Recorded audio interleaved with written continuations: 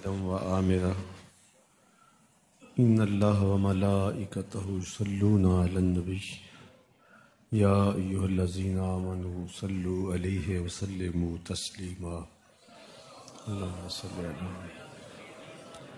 سیدنا و مولانا محمد معدن الجود والکرم صلاۃ و سلاما علیک یا سیدی یا رسول اللہ۔ تمام حمد و ثنا،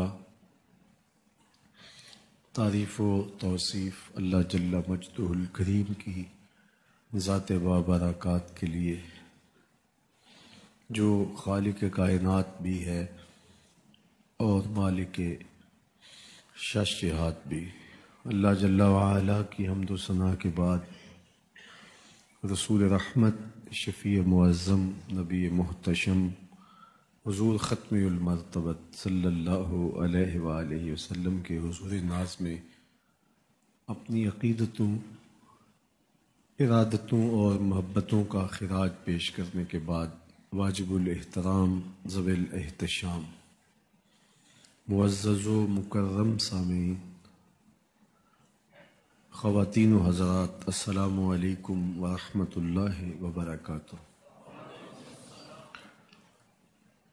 صفر المظفر کے مہینے میں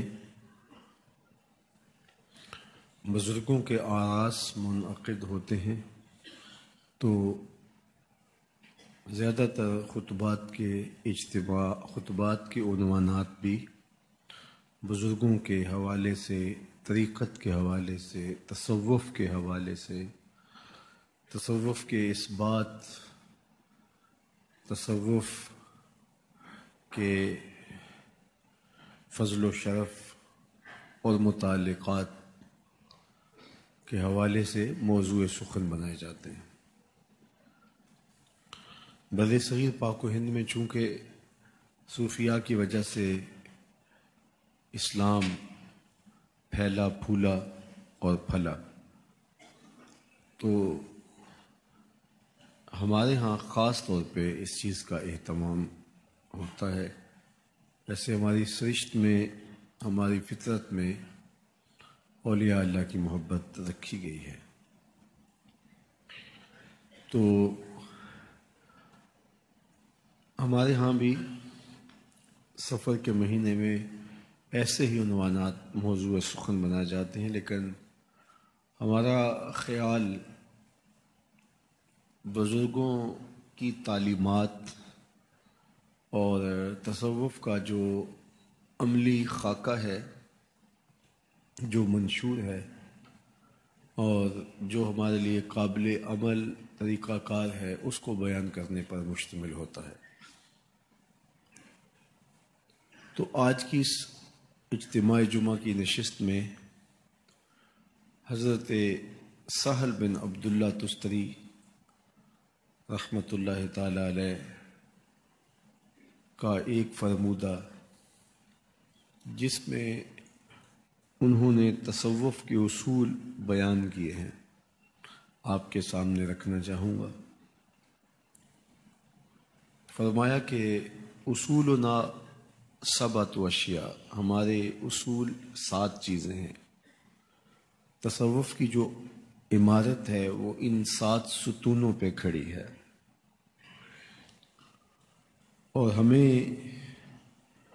یہ 7 وصف اپنے اندر پیدا کرنے چاہیے تاکہ صفا کا نور ہمیں نصیب ہو۔ میں نے پچھلے جمعہ المبارک کے موقع پہ کہا تھا، آپ کو یاد ہوگا، کہ نبوت وہبی ہے، کسی کی محنت سے کسی کو حاصل نہیں ہوتی اور اس کا دروازہ بھی بند ہو چکا ہے، لیکن ولایت کسبی ہے، دروازہ بھی بند نہیں ہوا اور محنت کرنے سے اللہ نصیب بھی فرما دیتا ہے۔ اس لیے ہمیں اپنے آپ کو اس کام پر لگا دینا چاہیے کہ ہمیں اللہ اپنے قرب سے نوازے۔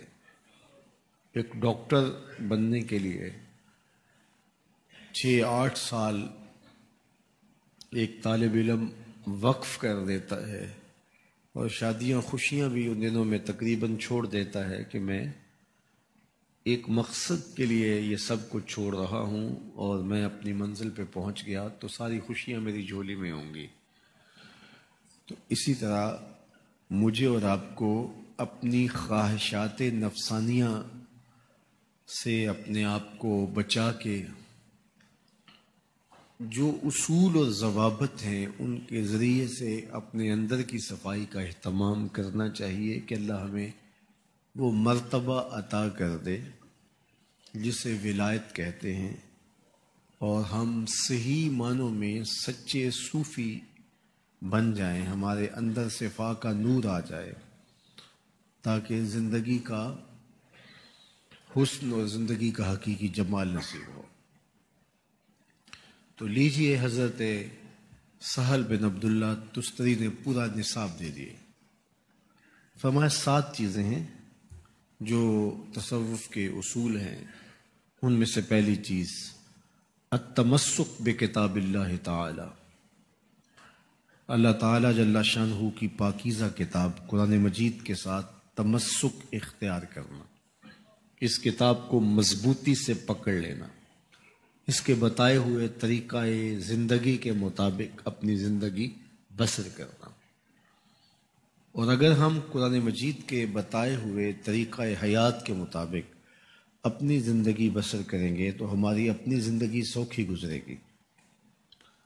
یہ مائک جس کمپنی نے بنایا ہے، جب ہم مارکیٹ سے خرید کے لائے تھے تو اس کے ساتھ ایک چھوٹی سی بک بھی آئی تھی جس میں یہ بتایا گیا تھا کہ اس کو ہم نے استعمال کیسے کرنا ہے،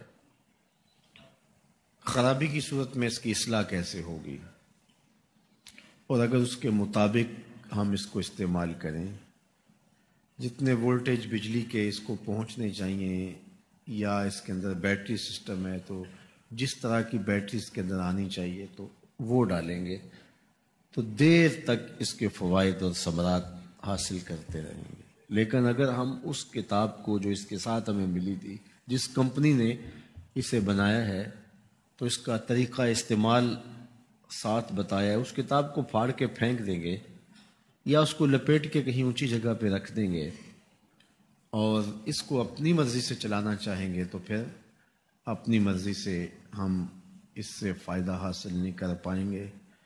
تھوڑا وقت فائدہ حاصل ہوگا لیکن نتیجہ کچھ بھی نہیں ہوگا۔ تو جو کمپنی کوئی چیز تیار کرتی ہے تو اس کا طریقہ استعمال بھی ساتھ چھوٹی سی بک کی صورت کے اندر آپ کو دیتی ہے۔ تو جس مالک نے حضرت انسان کو بنایا ہے اس نے ساتھ کتاب اللہ کو بھی بھیجا ہے۔ اس کو پڑھتے جاؤ اور اپنی زندگی کو سنوارتے جاؤ، اس کے مطابق زندگی گزاریں گے تو زندگی سوکھی ہوگی، اور اگر زندگی اپنی خواہش پہ گزاریں گے اور غلاف میں لپیٹ کے قرآن مجید کو اوپر رکھ دیں گے اور وہاں سے دیکھ کر کے اس کو آپریٹ نہیں کریں گے اس جسم کو، تو پھر نتیجہ وہی ہوگا جو عمومی طور پہ متوقع ہے۔ تو اس لیے التمسک بکتاب اللہ، اللہ کے بتائے ہوئے طریقہ حیات کے مطابق زندگی گزارنا ہو تو قرآن مجید کے بغیر ایک قدم بھی نہیں چلا جا سکتا۔ گر تو می خواہی مسلمان زیستن، نیست ممکن جز با قرآن زیستن۔ اگر تو قرآن مجید کے بغیر اگر تو مسلمان بن کے جینا چاہتا ہے تو قرآن مجید کے بغیر ایک قدم بھی نہیں چل سکتا۔ تو اس کتاب کے ساتھ تمسک اختیار کرنے کی تلقین کی۔ اللہ کے محبوب نے ارشاد فرمایا کہ میں تمہارے اندر 2 بھاری چیزیں چھوڑ کے جا رہا ہوں، ان کو مضبوطی سے تھام لو گے تو کبھی گمراہ نہیں ہوگے۔ اولہما کتاب اللہ، ان میں سے پہلی چیز اللہ کی کتاب ہے۔ فیہ الہدی والنور فخذوا بکتاب اللہ واستمسکوا بہ، اس میں ہدایت ہے، روشنی ہے، اس کو مضبوطی سے پکڑ لو، اچھی طرح سے تھام لو، تم گمراہ نہیں ہوگے۔ تو پہلی چیز حضرت سہل بن عبداللہ تستری فرماتے ہیں التمسک بکتاب اللہ، اللہ کی کتاب سے مضبوطی سے جڑ جانا۔ دوسری بات الاقتداء بسنت رسول اللہ صلی اللہ علیہ وسلم۔ یہ تصوف کے بنیادی اصول ہیں۔ ایک تصوف آپ نے وہ سنا دیکھا ہوگا جس میں بھنگ کے نشے کے اندر راگ الاپے جاتے ہیں. یہ میں اس تصوف کی بات کر رہا ہوں جو رسول اللہ کے دین کی وراثت ہے. دوسری بات، والاقتداء بسنت رسول اللہ صلی اللہ علیہ وآلہ وسلم، حضور کی سنت کی اقتداء. خدا تک پہنچنے کے لیے راستہ ہی وہ ہے جو میرے حضور نے اختیار کیا. خلاف پیمبر کسے را گزید، ہرگز نخواہد بمنزل رسید. حضور کے راستے سے ہٹ کر اگر کوئی راہ اختیار کرے کبھی بھی منزل اسے نصیب نہیں ہو سکتی. بلکہ سعدی بولے، مپندار سعدی کے راہ صفا، تواں رفت جز بر پے مصطفیٰ. سعدی سوچنا بھی نہ کہ تو اس راستے سے ہٹ کے چلے جو حضور کا دیا ہوا ہے اور منزل کو پہنچ جائے، کبھی ہو ہی نہیں سکتا. تو خدا تک پہنچنے کا راستہ حضور کی سنت ہے. قرآن مجید سے تمسک اختیار کریں اور حضور علیہ السلام کی سنت کا اتباع کریں، خدا تک پہنچنے کا راستہ آپ کو نصیب ہوگا. حضرت امام احمد بن حنبل بہت صوفیاء کے ساتھ تعلق خاطر رکھتے تھے، بہت پڑھے لکھے شخص تھے، بہت بڑے عالم، اپنے وقت کے امام. ہزاروں شاگردوں کا جھمگٹا رہتا تھا آپ کی طرف، آپ کے اطراف میں لوگ آپ سے سیکھنے کے لیے جمع ہوتے، لیکن آپ حضرت بشر حافی کے پیچھے بھاگتے. تو کسی نے ایک دن کہا شاگرد نے، حضرت عجیب تماشا ہے، ہم آپ سے سیکھنے آتے ہیں، آپ اس شخص سے کیا ڈھونڈتے ہیں؟ تو حضرت امام احمد بن حنبل نے جو جواب دیا وہ سننے کے قابل ہے. فرمانے لگے کہ احمد بن حنبل جس رب کو مانتا ہے، بشر حافی اس رب کو جانتا بھی ہے. تو اللہ جل شانہ کی محبت کی طلب میں یہ فقیروں کے پاس بھی جاتے، ذکر و فکر میں بھی لگے رہتے. کہتے میں نے اللہ سے کہا مالک مجھے اپنی محبت عطا کر دے، تو مالک نے اتنی محبت عطا کر دی کہ مجھے زوال عقل کا اندیشہ ہو گیا، کہ مجھے ڈر لگا کہ کہیں میری عقل ہی زائل نہ ہو جائے وفور محبت کی وجہ سے. پھر میں نے کہا کہ مالک مجھے اپنا قرب عطا کر دے، تو آواز آئی میرا قرب چاہتے ہو تو قرآن پڑھا کرو. تو قرآن مجید کی تلاوت اللہ کی قربت کا ذریعہ ہے. حضرت امام قرطبی روایت لائے ہیں کہ اللہ سے محبت کی دلیل قرآن مجید کی محبت ہے. قرآن مجید سے محبت کی دلیل رسول کریم صلی اللہ علیہ وآلہ وسلم کی محبت ہے، اور رسول کریم صلی اللہ علیہ وآلہ وسلم سے محبت کی دلیل حضور کی سنت سے محبت ہے، اور حضور کی سنت سے محبت کی دلیل بدعات سے اجتناب کا نام ہے. جو شخص بدعات سے بچتا ہے وہ حضور کی سنت کا متبع بن جاتا ہے.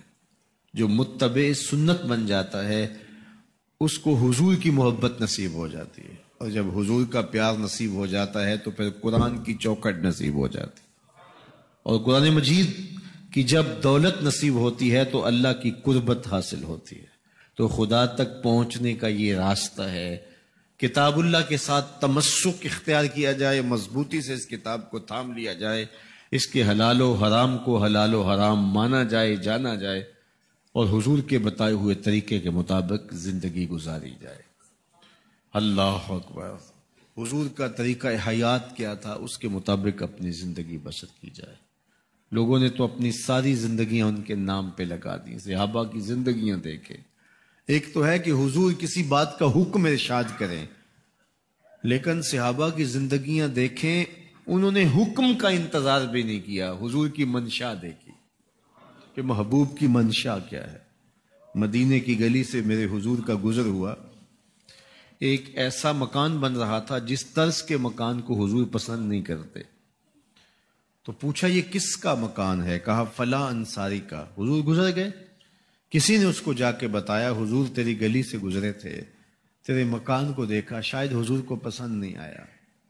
چہرہ بتا رہا تھا حضور کا کہ تیرا مکان اچھا نہیں لگا.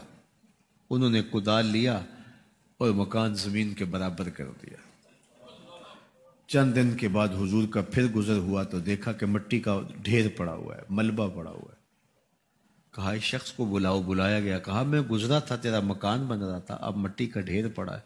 حضور میں نے گرا دیا. فرمایا کیوں؟ عرض کی سنا تھا آپ کو پسند نہیں, سنا تھا آپ کو پسند نہیں. میں اور آپ اپنے اندر اترے اور دیکھیں ہمارا کیا کیا حضور کو پسند ہے.